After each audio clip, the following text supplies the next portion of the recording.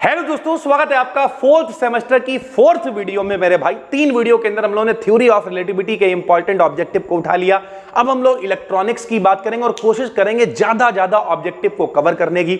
Video थोड़ी सी बड़ी होगी, कोई फर्क नहीं पड़ेगा, लेकिन भाई जब ये हम पूरा कवर कर लेंगे इसके बाद इंपॉर्टेंट पेपर भी सॉल्व करा देंगे जो पिछले सालों में आए हुए हैं, और बहुत आराम से आप 3-4 दिनों के अंदर पूरी प्लेलिस्ट को देख के पेपर अच्छे नंबर ला पाओगे भाई। ठीक है, तो चलिए शुरू करते हैं भाई। पहला क्वेश्चन है the result of improper biasing. Biasing का मतलब क्या होता है?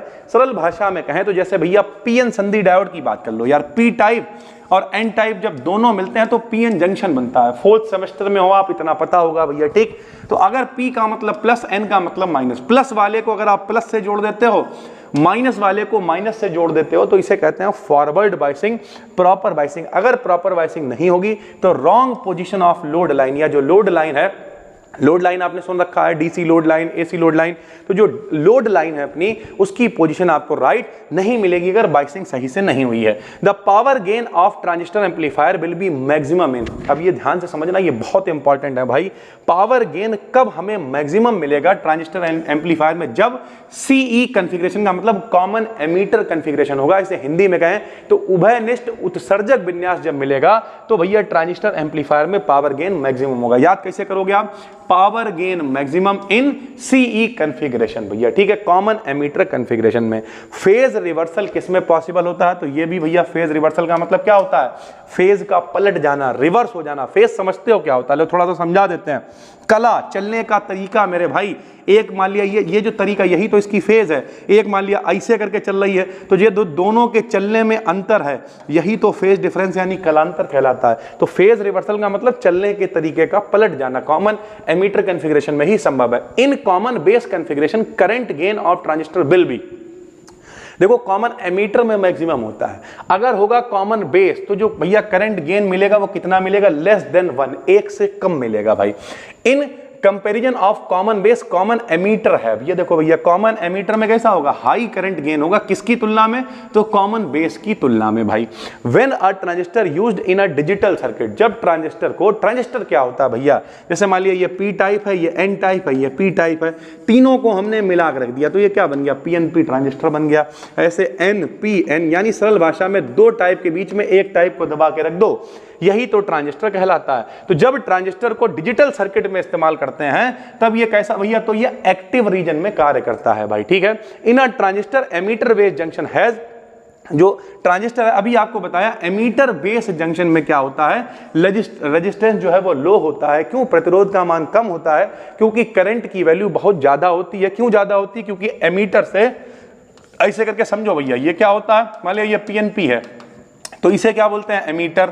इसे क्या बोलते हैं? बेस। इसे क्या बोलते हैं? कलेक्टर। जब फॉरवर्ड बाइसिंग में इसे कनेक्ट करेंगे तो बहुत तेजी से भैया जो भी यहाँ पर इसमें कौन होल्स होंगे इधर की तरफ ट्रेवल करना शुरू होंगे, बहुत ज्यादा धारा का मान जो है बहुत ज्यादा हो जाएगा, और करंट की वैल्यू बढ़ेगी तो रेजिस्टेंस की वैल्यू क्या हो जाएगी? कम हो जाएगी भाई। ठीक है, equation for load line most important है, पेपर में आएगा ये भैया। लोड लाइन की इक्वेशन क्या होती है? तो IC बराबर, IC का मतलब क्या है? C मतलब कलेक्टर है, B मतलब बेस है, E मतलब एमीटर है। IC बराबर माइनस का VC अपान RL प्लस का VCC अपान RL। RL क्या है? लोड प्रतिरोध है भैया। ठीक है, CC का मतलब क्या हो जाएगा? कॉमन कलेक्टर की बात करी जा रही है। फॉर सिलिकॉन ट्रांजिस्टर, जो सिलिकॉन के ट्रांजिस्टर होते हैं उनके लिए नी वोल्टेज, नी वोल्टेज की वैल्यू क्या होती है? मतलब नी का मतलब क्या होता है? जैसे इस तरीके से वैल्यू चल रही है, फिर अचानक से वोल्टेज बढ़ा, तो जहां पे इस तरीके से ग्राफ आता है ये भैया घुटने की तरह, उसे हम लोग नी वोल्टेज बोलते हैं। और इस वोल्टेज की वैल्यू सिलिकॉन के लिए कितनी होती है? तो 0.7 होती है भाई। कितनी होती है? 0.7। इन a transistor quiescent point, quiescent मतलब क्यू पॉइंट जो होता है उसे कैसे दिखाते हैं? तो the value of IC, collector current को ले आओ, BCE भैया। ठीक है, कॉमन एमीटर वोल्टेज को ले आओ एट नो सिग्नल, जिस समय कोई सिग्नल नहीं होगा, इन दोनों के बीच में जो वैल्यू होगी इससे हम लोग क्विसेंट पॉइंट को रिप्रेजेंट करेंगे। The largest terminal of a transistor है भैया, सीधी सी बात है, 3 टर्मिनल होते हैं, एमीटर होता है, बेस होता है, कलेक्टर होता है। कलेक्टर का मतलब ये होता है कलेक्ट करना, संग्रहित करना, सब कुछ जाके यहीं पर इकट्ठा होगा, तो ये सबसे बड़ा टर्मिनल होगा। तो कलेक्टर सबसे बड़ा टर्मिनल होता है। क्विसेंट पॉइंट यानी क्यू पॉइंट को ही हम लोग रेस्ट पॉइंट भी कहते हैं, ये आपको याद होना चाहिए भाई। For using transistor as an amplifier the selection of Q point depends upon, यानी अगर हम लोगों को ट्रांजिस्टर को एम्पलीफायर की तरह इस्तेमाल करना है, ट्रांजिस्टर ही तो एम्पलीफायर की तरह इस्तेमाल किए जाते हैं, तो ट्रांजिस्टर को अगर एम्पलीफायर की तरह इस्तेमाल करना है तो भैया जो सिलेक्शन ऑफ क्यू पॉइंट होगा वो कलेक्टर करंट यानी आईसी पर डिपेंड करेगा। The leakage current of common emitter configuration of the transistor increases with increasing temperature. भैया जो लीकेज करंट की वैल्यू होगी कॉमन एमीटर कॉन्फ़िगरेशन में, अगर टेंपरेचर बढ़ाओगे तो करंट की वैल्यू भी बढ़ती जाएगी। मोस्ट इंपॉर्टेंट है ये भी भाई, ठीक है। Thermal run away in a transistor occurs when, thermal run away कब होगा? थर्मल का मतलब होता है बहुत ज्यादा हीट की वैल्यू जो है वो बढ़ जाएगी जब क्या, देखो लिखा हुआ हाई हीट लॉस होगा due to high temperature increase. जब कभी बहुत ज्यादा टेंपरेचर की वैल्यू बढ़ जाएगी तो हीट लॉस बहुत ज्यादा हो जाएगा, इसी को हम लोग क्या कहते हैं?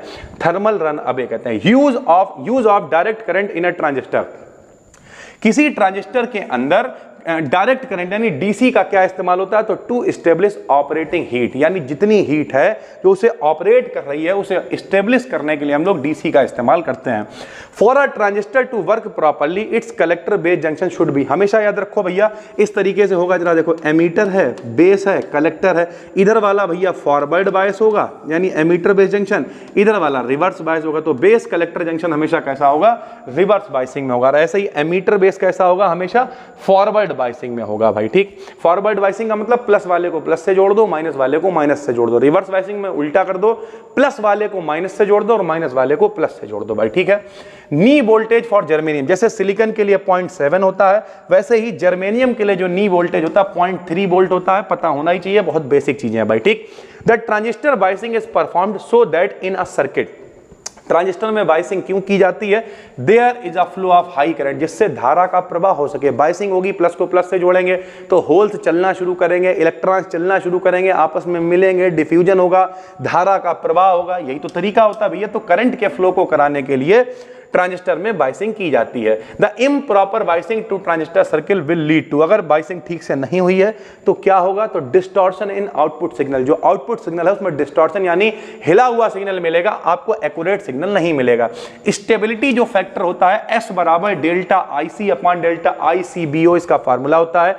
ट्रू स्टेटमेंट ये होता है कि जो स्टेबिलिटी फैक्टर है और भैया कल बताया था जो रोटेशनल कांस्टेंट है, इन दोनों की कोई भी मान नहीं होती है, दोनों डायमेंशन लेस होते हैं। स्टेबिलिटी फैक्टर की वैल्यू ये CB का मतलब क्या है? कॉमन बेस, ठीक है। तो कॉमन बेस सर्किट में जो वैल्यू होती है स्टेबिलिटी फैक्टर की वो कितनी होती है? 1 होती है। और कॉमन एमीटर, अगर एमीटर को कॉमन जोड़ा गया है तो वैल्यू भैया 1 से ज्यादा होती है, बता चुके हैं। बेस वाले के लिए वैल्यू कम होती है, एमीटर वाले के लिए ज्यादा होती है। तो एमीटर वाले के लिए जो वैल्यू होती है स्टेबिलिटी फैक्टर की वो 1 से ज्यादा यानी बीटा प्लस 1 होती है। नॉर्मली जो आइडियल वैल्यू स्टेबिलिटी फैक्टर की होनी चाहिए वो कितनी होनी चाहिए? तो वो 1 होनी चाहिए भाई, ठीक। इन एमीटर फॉलोअर, जो एमीटर फॉलोअर है, input and output signals are in same phase, यानी एमीटर फॉलोअर के अंदर जो इनपुट और आउटपुट सिग्नल होते हैं उनकी फेज सेम होती है। फेज बता चुके हैं, चलने के तरीके को ही हम लोग फेज कहते हैं। इन एमीटर फॉलोअर देयर इज, जो एमीटर फॉलोअर होता है उसमें क्या मिलता है भाई? तो उसमें मिलता क्या है? High current gain and low voltage gain, यानी करंट की वैल्यू बहुत ज्यादा होती है, वोल्टेज गेन की वैल्यू कम होती है। Emitter follower in example of, emitter follower किसका एग्जांपल है? तो निगेटिव करंट फीडबैक, यानी इसमें जो फीडबैक दिया जाता है वो कैसा होता है? निगेटिव करंट फीडबैक हमें प्राप्त होता है। In RC coupled amplifier, RC coupled क्या होता है? जिसमें आर मतलब रेजिस्टेंस हो, सी मतलब कैपेसिटेंस यानी धारिता हो, दोनों को कपलिंग कर दी जाए, जोड़ दिया जाए तो उसे कहेंगे आरसी कपल्ड एम्पलीफायर। यानी लोड रेजिस्टेंस मतलब आर एंड कपलिंग कैपेसिटर यानी सी को हम लोग जोड़ा जाता है, यूज किया जाता है, जिसे हम लोग आरसी कपल्ड एम्पलीफायर कहते हैं भाई, ठीक है। The current is flowing the half cycle of the output, यानी केवल आधी साइकिल में करंट का फ्लो होता है, किसमें? This is the class B amplifier. जो क्लास बी एम्पलीफायर होता है उसकी एफिशिएंसी 50% के करीब होती है, ए वाले की 25% होती है। तो हाफ साइकिल के लिए कितना हो जाएगा? क्लास बी एम्पलीफायर हो जाएगा। In a class A amplifier worst case condition occurs with, जो क्लास ए एम्पलीफायर उसके लिए सबसे घिनौनी कंडीशन क्या मिलेगी? तो जीरो सिग्नल इनपुट होगा भैया, कोई भी इनपुट जो सिग्नल है वो कितना हो जाएगा? जीरो हो जाएगा। सीसी एम्पलीफायर, कॉमन कलेक्टर जो एम्पलीफायर है, has the highest current gain. आपको पता है जितने भी एम्पलीफायर्स हैं उसमें से जो हाईएस्ट करंट गेन होगा वो किसमें होगा? कॉमन कलेक्टर में, इससे कम कॉमन एमीटर में होगा और सबसे कम होता है कॉमन बेस में भाई, ठीक है। तो इस तरीके से उसके बाद अगला क्वेश्चन है the main use of a class C amplifier. Class C amplifier का इस्तेमाल कहां किया जाता है? तो इन कम्युनिकेशन साउंड इक्विपमेंट, जो कम्युनिकेशन के लिए बातचीत करने के लिए साउंड इक्विपमेंट्स होते हैं, उनमें क्लास सी का इस्तेमाल किया जाता है। A amplifier is said to suffer from distortion when it's in, देखो भैया सीधी सी बात है, किसी एम्पलीफायर के अंदर कब कहा जाएगा कि उसमें डिस्टॉर्शन है? तो जितना इनपुट मिला उस हिसाब से अगर आउटपुट ना मिल पाए, when it's output is different from input, दिया कुछ और इनपुट मिला कुछ और आउटपुट, तब हम लोग कहेंगे कि भैया ये काहे में है? डिस्टॉर्शन में है। Maximum power efficiency of a class A amplifier, class ए के लिए 25% होती है। अगर भैया efficiency of transformer coupled class ए, अगर ट्रांसफार्मर भी संग में जोड़ दिया तो इफिशिएंसी बढ़ के 50 के करीब हो जाएगी। और भैया क्लास बी की जो इफिशिएंसी होती है वो 70% के करीब होती है। यानी सरल भाषा में कहें तो अगर क्लास ए एम्पलीफायर है तो कितना काम करके देगा? सिर्फ 25%। ठीक, उसमें अगर आप कपलिंग कर दोगे तो कितना करके दे देगा? मैक्सिमम 50%। ठीक, और जो क्लास बी वाला है वो मैक्सिमम कितनी दे सकता है? तो 70% के करीब इफिशिएंसी दे पाएगा भाई। ठीक है, ये अपना डे 3 है। ये सारी पीडीएफ तुरंत के तुरंत भैया देखो, सीधी सी बात है, तुरंत के तुरंत देखो, वरना स्क्रीनशॉट लो, नोट्स बनाओ, जो करना है। टेलीग्राम पे भैया जैसे ही वीडियोस पब्लिक होंगी डेली की डेली तुरंत वीडियो पड़ेगी। फ्री चैनल है बी डीकेडीएन बीएससी, बिल्कुल फ्री में चैनल है। 75,000 लोग जुड़े हुए हैं, आप भी जुड़ जाओ, डिस्क्रिप्शन में फ्री में लिंक मिल जाएगा, वरना सर्च कर लो बी डीकेडीएन बीएससी। हम मिलते हैं आपसे फिर भैया, इसके बाद 2-3 वीडियोस और बनाएंगे और फिर पेपर को सॉल्व करा देंगे। और ऐसा नहीं, बहुत दिनों में बनाएंगे। आज 20 तारीख है, 25 तारीख तक ये सब लपेट जाएगा भैया। ठीक है, 4th की केमिस्ट्री केवल एक वीडियो रह गई, कल खत्म हो जाएगी। 2nd की केमिस्ट्री खत्म हो गई। 2nd की फिजिक्स भैया डाल देंगे, वो भी 2-3। 2nd और 4th हमने समेट दिया। 6th की फिजिक्स की वीडियो भी आज ही डाल रहे हैं, पहली यूनिट पूरी एक बार में। उसे भी देखो भैया, परेशान ना हो। आने वाला एक हफ्ता बहुत सारी वीडियोस लेके आने वाला। फिर मिलते हैं, तब तक के लिए धन्यवाद, थैंक यू।